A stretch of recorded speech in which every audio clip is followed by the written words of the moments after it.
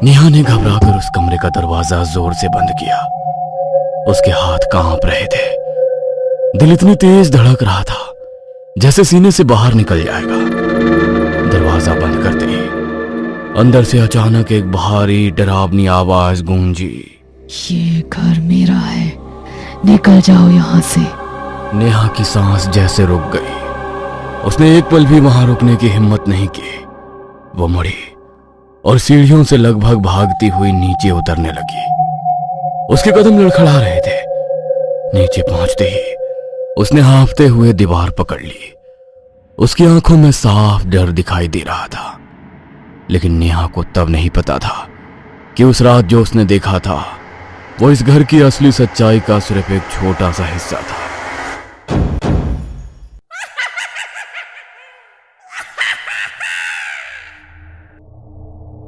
कुछ महीने पहले अमित वर्मा एक सरकारी नौकरी करने वाला इंसान था।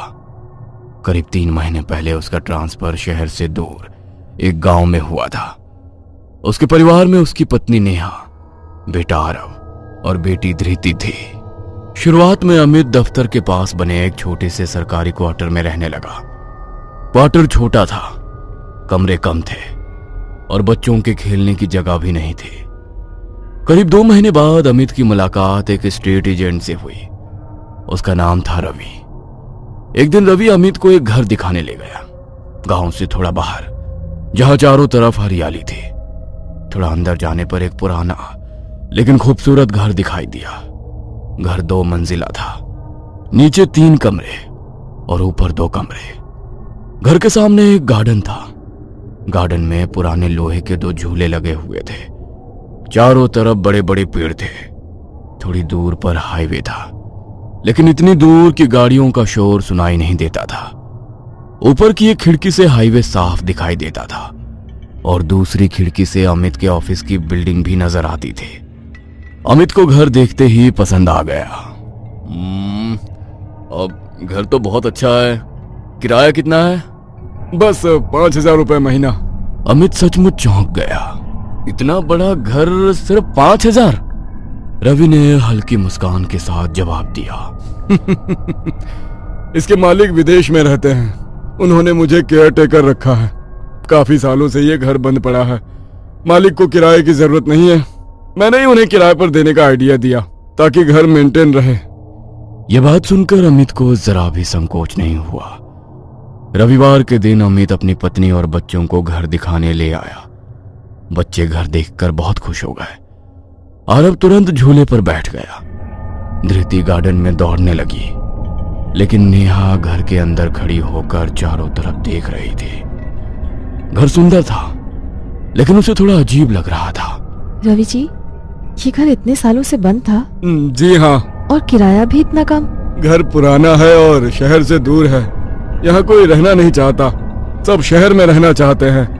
इस इलाके के कई लोग अपने घर किराए पर देकर शहर चले गए हैं। कुछ ने घर बेच दिए और कुछ लोग बस छुट्टियों में यहाँ आते हैं। रवि की बातें सुनकर नेहा पूरी तरह संतुष्ट तो नहीं हुई, लेकिन अमित को घर बहुत पसंद आ चुका था। अमित ने रवि को टोकन दे दिया। अगले महीने वो अपने परिवार के साथ उस घर में रहने आ गया।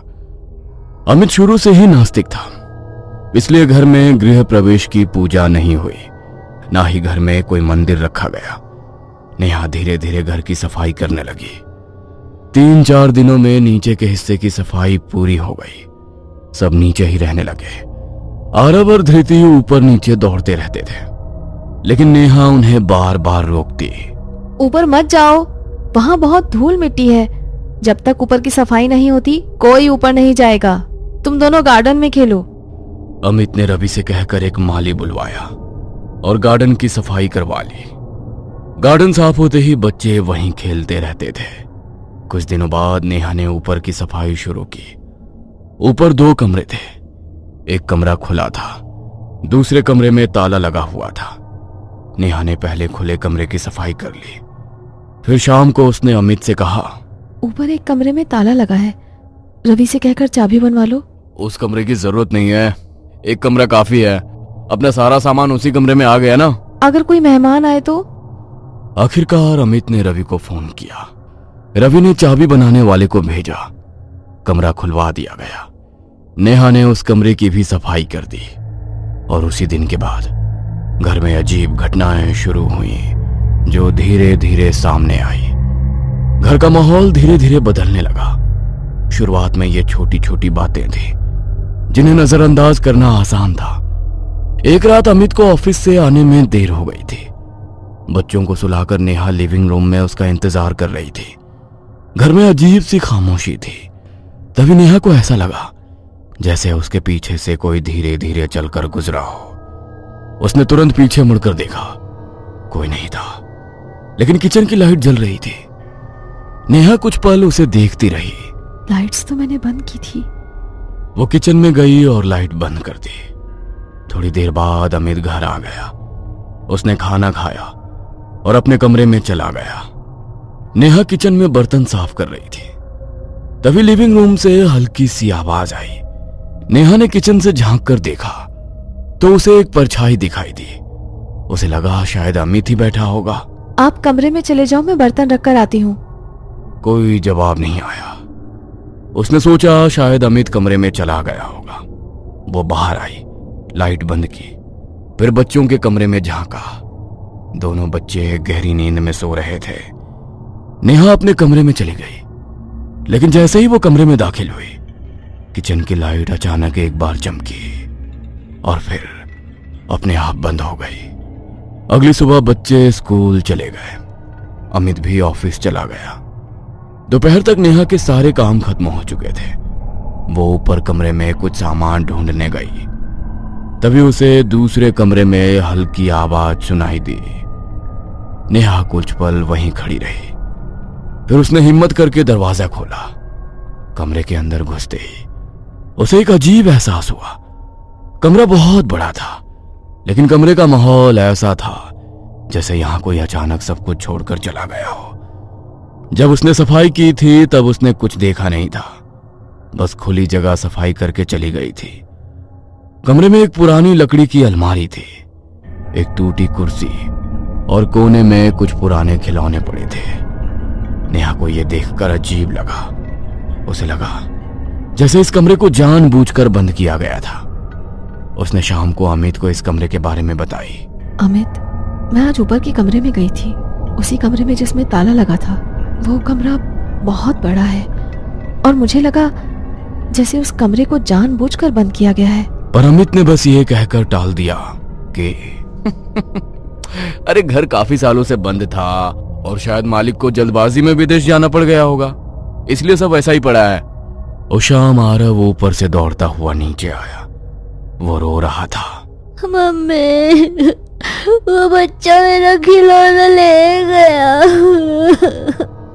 अमित और नेहा दोनों चौंक गए। कौन सा बच्चा? ऊपर वाला बच्चा। ऊपर कोई नहीं है बेटा? है, वो रोज मेरे साथ खेलता है। उसके साथ एक बूढ़ी औरत भी रहती है। वो बच्चा हर शाम को मेरे साथ खेलता है, पर आज वो मुझे बॉल वापस नहीं दे रहा था। मैंने उससे छीन लिया तो वो औरत मेरे पीछे आई। नेहा का चेहरा एकदम पीला पड़ गया। बेटा, तुमने कोई सपना देखा होगा। अमित आरव को समझाते हुए कमरे में ले गया और टीवी चालू कर दिया। बाहर आकर नेहा और धृति के सामने बताने लगा, आरव छोटा बच्चा है, कभी कभी बच्चे सपने में देखी हुई बातों को सच मान लेते हैं। लेकिन धृति भी अब थोड़ा डर गई थी। एक दिन धृति स्कूल से जल्दी घर लौट आई। उसका उस दिन एग्जाम था। उसने घर की बेल बजाई, लेकिन बेल बजते ही दरवाजा अपने आप खुल गया। धृति थोड़ा चौंकी। वो धीरे धीरे अंदर गई। किचन से खाने की खुशबू आ रही थी। मम्मी? कोई जवाब नहीं आया। वो किचन की तरफ बढ़ी, लेकिन जैसे ही वो किचन के पास पहुंची, खाने की खुशबू अचानक सड़ने की बदबू में बदल गई। धृति ने किचन में झांक कर देखा और उसकी चीख निकल गई। जमीन पर एक बूढ़ी औरत और एक छोटा बच्चा बैठे थे। दोनों जमीन पर बैठकर खाना खा रहे थे, लेकिन वो खाना सड़ा हुआ था, काला पड़ा हुआ, और उससे भयानक बदबू आ रही थी। धृति डरकर घर से बाहर भागी। तभी सामने से नेहा और आरव आते हुए दिखाई दिए। धृति दौड़कर नेहा से लिपट गई। मम्मी, मम्मी अंदर कोई है। नेहा का दिल जोर से धड़कने लगा। उसने तो दरवाजा लॉक किया था, फिर धृति अंदर कैसे गई? नेहा ने तुरंत अमित को फोन किया। अमित, इस घर में कुछ अजीब है, आप अभी घर आ जाओ। नेहा ने अमित को धृति की सारी कहानी सुनाई। उस रात नेहा बच्चों के कमरे में गई। आरव जाग रहा था। मम्मी, वो बच्चा मुझे खेलने के लिए बुला रहा है। कौन बच्चा? वही जो अपनी नानी के साथ ऊपर रहता है। धृति भी डरकर बोली। मम्मी, वो दोनों मुझे बार बार दिख रहे हैं। तभी अचानक ऊपर से कुछ गिरने की तेज आवाज आई। नेहा का दिल दहल गया। दोनों बच्चे भी डर गए। वो बच्चों को अमित के कमरे में ले गई। अमित सो रहा था। उसने बच्चों को वहीं बिठाया और धीरे धीरे ऊपर गई। पहले कमरे में सब ठीक था। फिर उसने दूसरे कमरे का दरवाजा खोला और वहीं उसने उन्हें देखा। एक बूढ़ी औरत और एक बच्चा दोनों जमीन पर पड़े थे। उनकी आंखें खुली हुई थीं, सीधा नेहा को देख रही थी। नेहा ने डरकर दरवाजा बंद किया।